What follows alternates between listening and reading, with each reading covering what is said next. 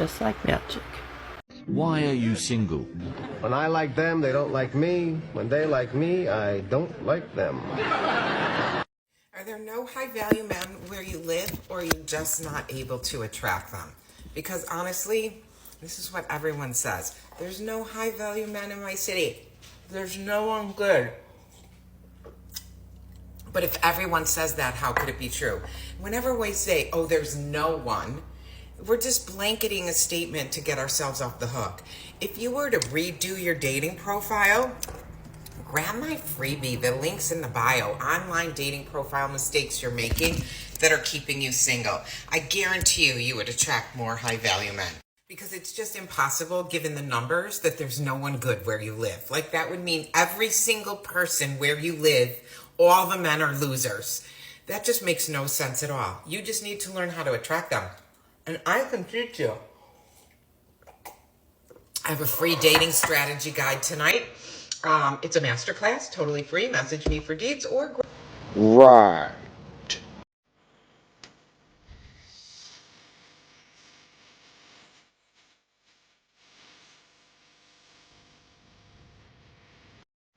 Hey fellas, a nice pair of shoes and some good smelling cologne scores you some points. Okay, y'all, so word on the street is that if the men's is, the males is and things is at Home Depot. So, you know, I used to do a lot of stuff. I used to get a lot of stuff from, like, you know, Target and stuff. But do you realize they have, like, washing powder, buckets, mops, brooms, all kinds of stuff at Home Depot? So ladies, let me put you up on game.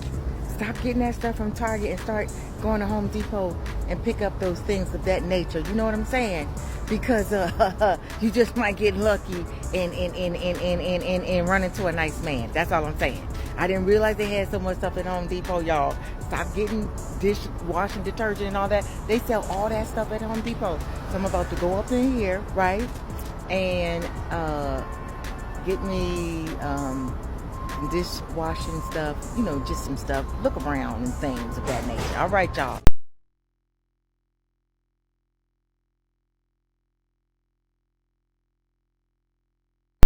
I've been single my entire life.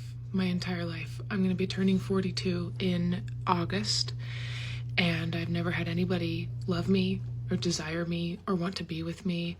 And I have so much love that I feel like that is inside of me with nowhere to go, because it can't transfer to friends or my family or my parents, because it's something separate, it's something different. And I've gathered all of this love since I was in high school, and then it just sits there and it eats me alive sometimes. And I'm bringing this up, oh my gosh, I just slammed my hand off of that. Sorry, I'm bringing this up because I'm lonely and sad and the world is hard and horrible. And I was thinking this morning that, like, no one's laid next to me in bed. I've never had the comfort of someone's arms around me. When I've had difficult moments, I've gotten through them by myself most of the time. Now I have a beautiful family of brothers and my mother and my dad when he was alive, and I love them. I'm grateful for them. But there's something different about having somebody that's there for you, next to you, with you, and it's a different kind of loneliness if you've been single all of your life. And I know that there are people who get this. There are people who follow me that get this. But I was thinking about it in terms of just bigger worldly issues as well. The fear of the world and the difficulties that we are seeing. And again, this is minuscule on the level of what some people are facing, but it doesn't mean that it's nothing. And I have to figure out how to deal with these feelings. But the idea that, like, I don't go home and somebody's there to talk with and cook dinner with, and I have a roommate, but we do our own things. We have our own lives. And again, it's not the same.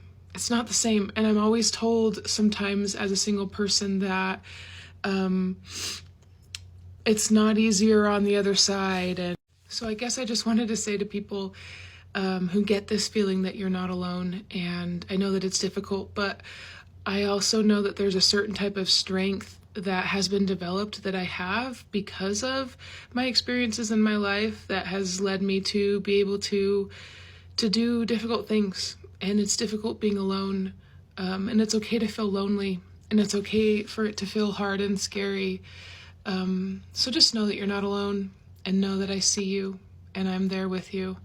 And I'm still seeking to find ways to make it easier for myself. And I really, really do wish to make it easier for others. So if you're lonely, know that I'm sorry, and know that I'm sitting in the lonely with you. I hope you have a good day, everybody. When she says she's been single her whole life, that doesn't mean she hasn't been screwing. That's the reason why most women end up being single, because they give it up too easy, which lowers the value of their commitment. It's just sad a lot of women get conned by feminism and never realize it, because most women have more opportunities for love than men. About 10 times more, and when they end up alone, it's because they drop the ball. The average female has a bigger body count than the average male. And today's article is about a spinster from Britain who's facing the MGTOW reality. The title of the article is, "Why Can't a Glamorous Midlife Woman Like Me Find a Decent Man?" Despairing divorcee, 58, has auditioned countless suitors with comically disastrous results. The title implies that this grandma is a catch. That's if she's really 58, when in reality, the title should be "Why a Used-Up Triple Post-Wall Spinster Can't Find an Attractive, Successful Man to Commit to Her," or "Desperate Divorcee, 58, has auditioned but comically got pathetic results," or "Bitter Grandma Divorcee realizes she screwed up getting a divorce and that no one wants her." Bottom line is that she's expired. Why men shouldn't date older women. Things I wish I would have known. It is natural that as a man you should want kids, but if she is over 35, it is too late for geriatric pregnancy, and dating older women seriously is not a long-term strategy. You should also be aware that when they boast about their experience, what they are really trying to say is that they have baggage, trauma, past relationship issues, and unreasonable standards. Your chances at peace are higher with a younger woman. This is because if you ask the young female in a happy couple what her favorite song, food, football team, etc., the woman will more than likely have plenty in common with her partner. This is harder to pull off once a woman has experienced a whole life and has her own opinion on the world. Lastly, older women are career-oriented and they assert more masculine traits which are necessary to compete with other men and women in their respective career fields. These traits are not compatible with traditional relationship values.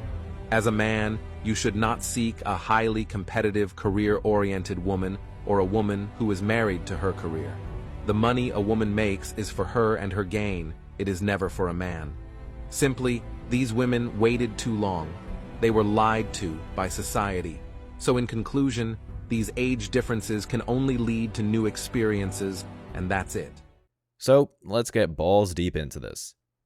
Kim Thompson clutches a piece of paper in her well-manicured hands. On it, she has written the names of boyfriends she met while dating online. Unless if she was actually in a relationship with those men, they're not her boyfriends. They seems to be a tactic to try to increase her value. They're suitors or failed dates, not boyfriends, because then she wouldn't be single. Anyway, continuing. She talks me through the list. First, there was Complicated Chris, followed by Ben, who was a disappointment in bed, and Strange Tim, who had a habit of talking nonstop about his collection of Hornby toy trains. Complicated Chris sounds like a guy who's not committing to her, yet is probably getting the bedroom fun with her. Women will call a guy complicated if they can't tell if he's really into them or not, which means he has the upper hand in the relationship dynamic. With modern women, whoever cares less wins. And Ben sounds like he did everything right except be a slayer in bed, but how do we know he couldn't get hard because she looked like a dried fruit when she took off her clothes? Let's see Ben with a hot 21-year-old, because I'm sure he'll perform better then. Or, the rejection of Ben says, either the man she's looking for has to be hung, or he has to be a slayer in the bedroom, or probably both. She claims she wants a boyfriend, not a hookup, but somehow she found out that Ben was a disappointment in bed. This is why used women are only qualified for the bedroom, if that, because they place a lot of importance in the bedroom. A man can do everything right, but come up short because he's a dead fish in the sack and expects him to do everything there too. What she means to say about Tim is that he isn't physically attractive. He's a nerd. She can't say that part out loud because then she'll out herself as having very high standards. But if Tim were to be a Chad who happens to like trains, she'd talk about him in glowing terms on how unique he is and that it's a breath of fresh air that he's not the average bloke getting drunk at the pub and watching football games. Already we know she's trying to pick out the Chads and Tyrones, but on dating apps, they aren't even seeing her, as they have an age limit at 30. A lot of quote-unquote nice guys out there will often say, I'm a nice guy, I'm intelligent, I'm kind, I'm understanding, and I'm super loyal to a woman. And lo and behold, women, doesn't matter to them. It's statistically insignificant to them if you're kind, understanding, loyal, or intelligent. If you have a piece of paper on the wall that's framed in mahogany with little letters after your name, that's good. You could be dumb as shit, you could have a degree, and that's good for them. But real intelligence doesn't really matter. Then there was the property developer who took her out for dinner, slopped spaghetti down his front, and told Kim on their first date how much he liked sex. There it is. She finally meets the guy she's qualified for, which is only bedroom fun, and she passed him up because she wants a full commitment. Or he's the guy she's secretly having flings with, aka the alpha seed, while she tries to find her beta needs. Continuing. There are lots of others too, whom she came across when she turned to internet matchmaking sites to find a long-term partner. Internet matchmaking sites are hookup sites. Continuing. But please don't portray me as a manhunter, she begs, perching on an immaculate white sofa at her home. They seem to be either liars, hopeless in bed, had a mean streak, or had a former wife hovering in the background. She is a manhunter, because there are no men that she's attracted to, beating down her door to be in a relationship with her. It's funny how feminists always say, don't judge me, but will instantly disqualify a man because he has baggage from his previous relationships. Gambia wants old British women to stop coming for sex in the country. The Gambia has issued a warning to old women from the United Kingdom who flock the country to find toy boys to look elsewhere. West African country has been known in recent years for its sex-up reputation, where older British women will typically go on holiday in search of younger men. But Gambian officials are putting a stop to this industry, having announced they want to end the habit of people heading to the country with the sole aim of just sex. Speaking on the menace, the director of the Gambia Tourism Board, Abubakar Kamara, said, and I quote, "What we want is quality tourists. Tourists that come to enjoy the country and the culture, but not tourists that come just for sex." Kamara explained that the former British colony aims to now move away from older female tourists in a bid to shift its reputation, which has previously been dubbed as a real-life tender dream for geriatrics by some. Gambia gained independence in 1965, with sex tourism making an increase in the 1990s after Thomas Cook launched budget tours and cheap fly to the destination. Young sex workers, otherwise known by locals as beach boys, have long been reported escorting older women out of clubs to spend the night together. Most Gambian men who do work with older women in this way have been reportedly enticed into the industry by the lack of jobs and low wages in the country, where they can instead earn £200 for just 1 day of work, which equals a month's salary. They are said to search the white sand beaches for older women who hail from the Netherlands, Sweden, and Germany, as well as the United Kingdom. A few of the encounters are arranged online before the women arrive. In normal times, Kim has a good job running an architect's office. At 58, the divorcee owns a 3-bedroom house in a smart London suburb and looks 10 years younger than her age. You would expect her to be pursued by a string of eligible men. The girl boss has everything except for a committed relationship. How surprising. And the author, Sue, is lying. Kim doesn't look 10 years younger. She looks her age at the very least. The eligible men she's interested in are able to get 20-year-olds if they're rich, so why would they want spoiled milk when they can drink it fresh? Older men like relationships with super young women for only two reasons. One, they are adult children themselves and thus are irresponsible, and women their own age wouldn't tolerate their shenanigans. Good point.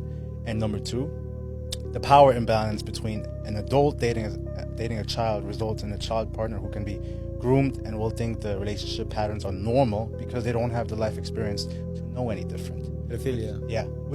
Yeah, well, I think that's a big point.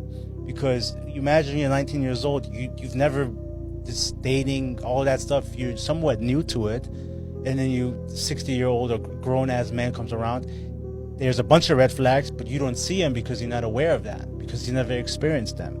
Meanwhile, if this guy was dating someone, a woman his own age or even close to it, she wouldn't pull up with that shit. Yet, earlier this year, Kim reluctantly made the decision to give up on love and romance, scarred by 2 years of trying to find a man online with whom she might actually want to form a long-term relationship. She's finally coming to grips with reality that if she ever has a chance with a guy she's attracted to, it's only going to be for bedroom fun. Continuing.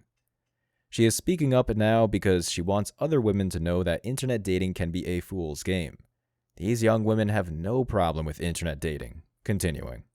After half a decade of having no significant other, and, she freely confesses, no sex, she turned to online dating. With all her friends long married, there was little other option to meet single men. Maybe she should have listened to her married friends and stayed married. There's a reason why they stayed married, because they realized they're lucky to be with a man at the later years of their life, as so many younger women are giving up sex with very little commitment. The court notified me that my final decree of divorce has been approved by the judge. I have not gone to pick it up yet because I don't want to. I know that it sucks being alone. I come home and I'm alone. I go everywhere alone. I loved being married. Apparently, she is not okay with being alone. But what did she expect to happen after divorcing her husband? She should be prepared for this, and this is the other side of divorce they hide from modern women. They don't prepare them for this stage. And this is why there are countless videos of modern women who left their husbands complaining about the same thing. I know that I will get through this and move forward, but I don't want a divorce. I still am very much in love with my husband. But like Candace Bushnell, author and creator of the blockbuster TV series SEX and the City, which charted the 1990s New York dating scene, Kim found the whole experience a bitter disappointment. Movies and TV shows ain't real life. They're fake. That's why they're fiction. And Candace Bushnell herself admits that she wished she would have settled down sooner to have kids because now it's too late. The woman who inspired countless women to sleep around essentially invalidated her life's work. Sex and the City writer Candace Bushnell, 60 years old, admits she regrets choosing a career over having children as she is now truly alone. This is exactly why older women need to teach younger women. By the time it strikes you, it's too late. Even the smartest women don't realize how much their value decreases every time a new guy plows them. Modern women are absolutely self-destructive. It's amazing. Choosing career over family and marriage without a permanent man in their lives, otherwise known as a husband. Job, ladies. Good job. Women, stop fucking up relationships with good men. Stop it. Stop your avoidant nonsense. All of your running. The grass is not greener on the other side. It never is. It might be more fun for a moment, but it's never greener. Keep building up your body count. Sucking new... having a new man enter you. Kissing new faces. What you need is to find yourself a good man who will make you a wife and a mother. You hang on to him. Candace, who sampled internet dating to research her new semi-fictional memoir, Is There Still SEX in the City?, told The Mail in a recent interview. It was just shockingly sad. There was such a lack of quality men. There's not a lack of quality men. There's a lack of quality men who will give these spinsters the time of day, yet alone an actual commitment. I just wanted to tell you I put myself back on a dating app. Here's what I'm doing differently. I'm just saying I'm doing differently. is I am not looking for matches. I am waiting for the matches to come to me, right? So then if they like me, and it's only on one app, it's a free app. If they like me and I think it's a match, I'll like them back. And then I wait for them to do the conversation. I wait for them to start. It's like crickets. They don't start. I'm not starting the conversation, people. It's kind of like if you open the door for me. No, wait, that's a bad analogy. It's kind of like if you wave to me and I wave back, you're waving to me because you want to start a conversation, I would think, but you're not. You're just hanging out. I don't care. I'm just going to wait. Candace cited the example of Arnold, who declared when giving her a tour of his home, including the bedroom, "I've had a lot of great sex on that bed. I hope to have a lot more in the future." And no man wants to sleep in a bed that DNA stains from other men for the past 30 years. Her bed is like a cheap hotel room at this point. Continuing. Candace blamed herself for failing to find love on the internet, saying that at 61, she is probably too picky when it comes to men. Men are also picky. They don't want anything that's past the expiration date. Come on. Continuing. That is not an expression Kim recognizes. Why not be picky? She asks. I found there were too few decent ones to pick from. That was the trouble. Kim didn't answer the question. She doesn't want to lower her standards because she thinks she's still a catch. Continuing. Kim's internet dating adventures began in 2018. Divorced for 15 years and the mother of 28-year-old twins, she'd had 2 relationships since her marriage ended, but by then had been single for 5 years. She's been in 3 failed long-term relationships, and she's expecting men to look past that? 1 is an accident, and 3 is a behavior pattern. This means her 4th relationship will fail. Continuing. She has a small circle of good friends, most of them married, but rarely sees a fresh face, particularly a male one. Welcome to the common male experience, where most women don't notice 75% of the males out there. The man who works in Starbucks, who's sad all the time, you won't reply to him. Neither will any other female. So for women to come along and pretend they give a about the fact that most men are basically invisible. There is not a female on the planet who's invisible today. You can be a 4, overweight, fat, you'll still go to the club and get attention. 99% of the men go to the club and nobody even fucking talks to them. If they try and talk to a girl, they get blanked and ignored and told.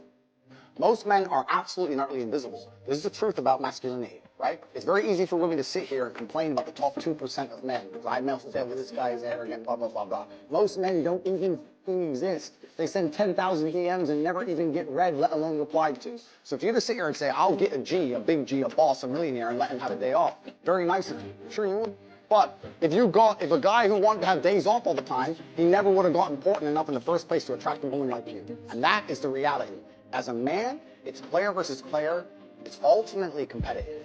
And as a man, you have to outcompete the other men who are prepared to get up and do the deed. That's how it is. Her office-based job and site visits to mainly family homes mean her chances of bumping into a new man are slim. She explains, I was pottering along, happily single, until 2 years ago when a girlfriend said, you don't want to be alone for the rest of your life, and suggested I try online dating. When she claims she's happy, that's a massive lie. Otherwise, why would she try to change her quote-unquote happiness of being single by looking for a man? Women say they're single and happy. It's one of the saddest things to hear, right? You all have been in relationships before, right? With someone you were close with. Maybe you chose wrong, because that's what it is. You made a choice. No one forced you into those relationships. And all we're in control of is our decisions. You can complain about them being this, them doing, I'm not saying they didn't do bad things, etc., but you chose, right? And hopefully when they were doing bad things, you chose out. But you're not a victim of these relationships, right? So when I hear people are single and happy, no, you're not. You're a woman, number one, so women strive for commitment more than men up front, right? You care about emotional intimacy. So what are you outsourcing it to? What are you caring about? Your job? Getting results for who? From some boss, so that's also a weird connection that gives you some validation. Your girlfriends who are in the same position as you? Travel so you can turn your brain off with some alcohol and some sights, aka a pet, a pseudo-boyfriend? Like a dude is supposed to take you on trips. A dude's supposed to be your boyfriend, cuddle with you, take care of you, emotionally support you, and provide for you. Your boss is supposed to be your dude as well in the sense of giving you resources, right? So Why do you see it as a weakness to say that it sucks being single, especially as a woman? What? I don't understand. I'm not saying men don't equally want relationships, but in terms of the initial angling, like if you can't even admit at the beginning that the little girl inside you wants to be held and loved by someone you respect, you're done for. She admits, I was quite naive. I thought the men were looking for what I was looking for, a committed relationship, possibly marriage. I couldn't have got it more wrong. Translation, she thought men would be chasing her, but not even 70-year-olds are looking twice at her. So my mom is like crazy beautiful, right? Like she is, I want to say, 90s Andie MacDowell with the Elaine from Seinfeld hair. Crazy gorgeous, everyone's always said so, and especially when she was young. And one thing that I've heard from women like my mom who were very gorgeous when they were young and still are very beautiful, but who are aging and starting to look like older women, is that they feel invisible. That people don't pay attention to them anymore, that the society sees them as invisible, which kind of has me scratching my head a little bit. Financially self-sufficient, she says she was keen to find a go-getter, someone who had achieved something in his life, who was educated, had old-fashioned values, and would join her on adventures exploring the world. That well-rounded Renaissance man is either doing that alone or traveling the world with his wife or hot young girlfriend. If she couldn't get an educated go-getter in her prime, what makes her think she'll get him now when she's shriveled up? Anyway, continuing.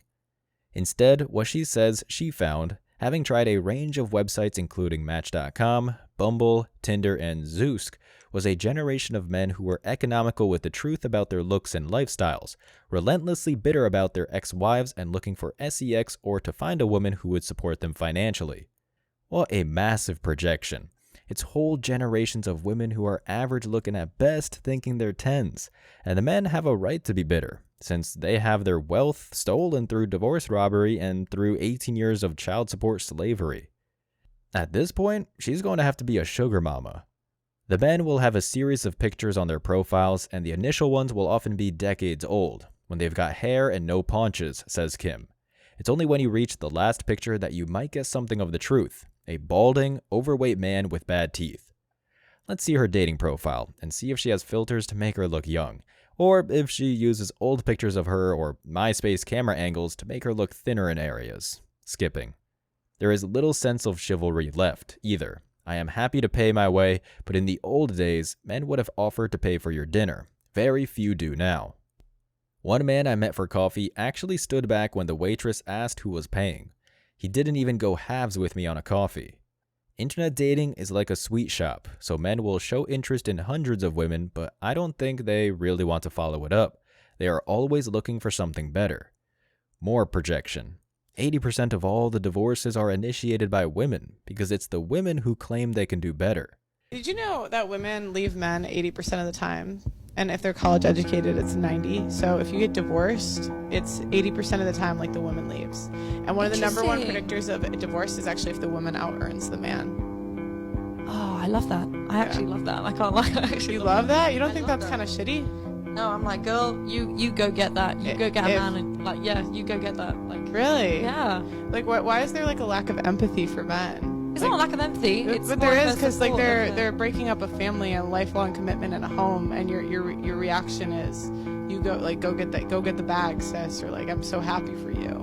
When that's actually a really that's a sad situation. Like your wife is leaving you. There is something called breadcrumbing, where a man will throw out crumbs of interest in you, a message every so often, just to keep you interested in him. There must be some lovely men out there who are genuinely interested in having a committed relationship. But it's like looking for a needle in the haystack. I have no idea how you find them. This isn't a treasure hunt.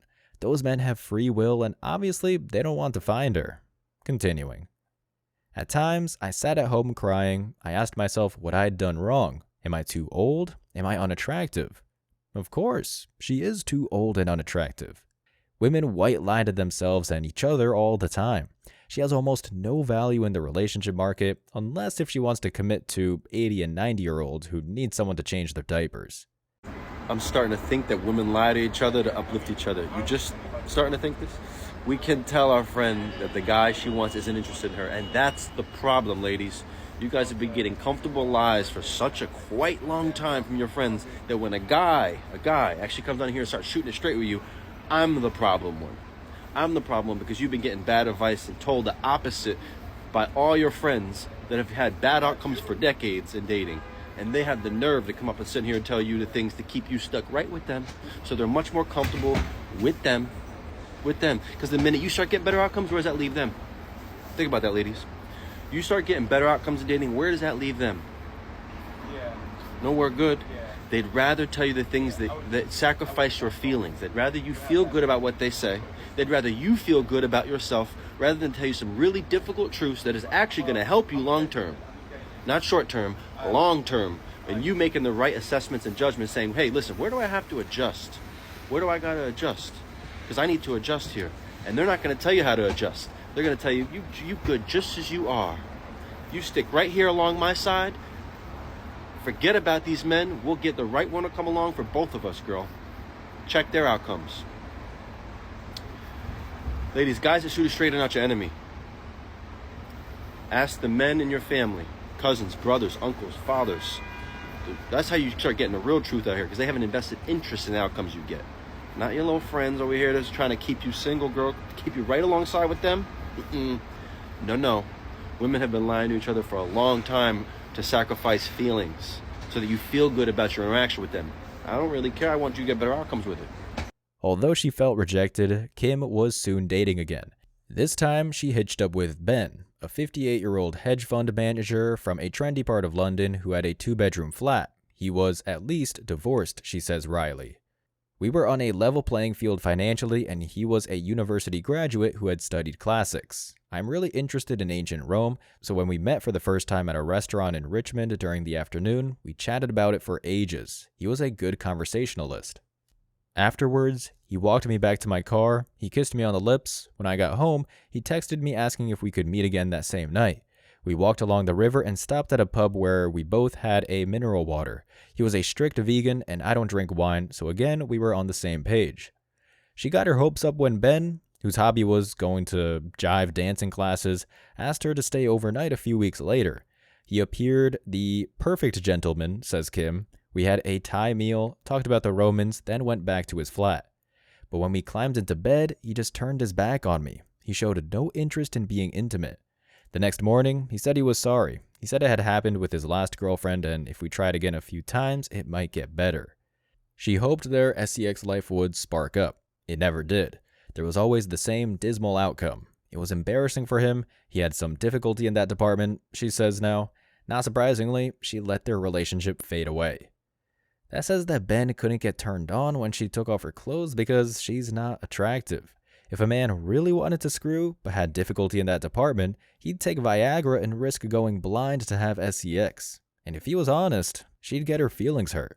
He's a misogynist simply because he's expressed a preference for women that are younger. He finds that women that are older bring a degree of baggage, uncertainty, complexity to a man's life that younger women simply don't. Now, is that misogyny? Seems like today, anyway, anything that might be used in such a way that would share a unfavorable light on female nature is now called misogyny. If you say something that's unfavorable to female nature, you're now labeled as a misogynist. Women have a long laundry list of preferences for men that they select for long-term basis. Have a good steady job, must be at least 6 feet tall, must be funny, must be interesting, must be captivating, must be influential, must be alpha, must also be soft and humble and kind and somewhat of a beta when I need him to be, must be funny, must be competent, must be able to kill spiders, must be able to blah, blah, blah. You've heard it all, right? Like it goes on and on, but nobody ever calls a woman a misandrist. She concludes, rather sadly, screwing up the list in her hand into a tiny ball. I don't think I will ever find love again. The rest of the article is a waste of time. She just wants attention and rants about the same thing. If the reporter wasn't there, she'd be talking to herself. Let's see what the commenters think. Top commenter, a woman, said, I totally relate to this lady. My experience of online dating has been the same. The men lie about wanting a relationship, they just use it to surf for SEX. Even if you start seeing a guy, they are still on there looking at other women. They are just kids in a sweet shop. I would never try online dating ever again. The funniest thing is men lie about their height. I'm 5'8" and met a guy who said he was 5'10". He was shorter than me. Leave love to come naturally. Another bitter old spinster. Nothing new. And women lie about their looks all the time when using makeup, or use push-up bras or spandex to hide the beer gut. Another comment. She is a very attractive woman, funny, intelligent, but to be honest, she is too good for the men she met. Stop looking, enjoy yourself, then it might just happen. Good luck to you. Not sure if that's a man or a woman pretending to be a man to boost all the cat ladies' egos. I remember the saying, there are plenty of fish in the sea. Well, there aren't. All the good ones get married young, and when you get older, you get left with the rejects, or the ones who are bitter, or with lots of emotional baggage.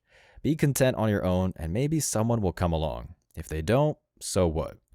If there are any young women hearing this, quit while you're still ahead, because this will be your future for the rest of your life. And since women live longer than men, you'll be a cat lady for 40 years. That's the MGTOW reality of modern women. As always, I wish you tremendous success. Now it's your turn. What do you think? Let me know your thoughts in the comment section below. Remember that if you leave the best comment, you'll get $5. Thank you so much for watching. If you found value in this video, hit the like and subscribe buttons, ring the notification bell so you don't miss out on future uploads, drop a comment, and share it. See you in the next video. Till next time.